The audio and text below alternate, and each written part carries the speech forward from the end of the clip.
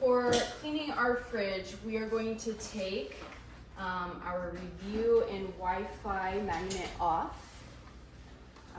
We'll wipe that down with just some water and our cleaning rag. No chemicals on this, please.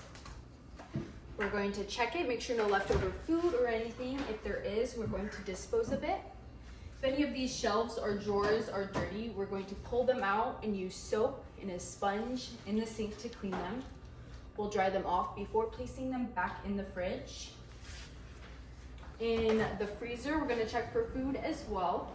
We're gonna make sure we have 2 of these ice trays. If you notice in here we have 1. We want 2 ice cube trays. If the fridge makes its own ice, there will not be ice cube trays in the freezer.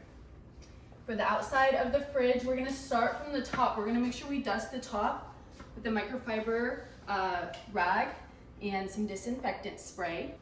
We're gonna use some spray and a rag on the top. We're gonna grab a step stool or a chair. Should be a step stool in the cleaning closet for you. Go clean up top, go clean the side.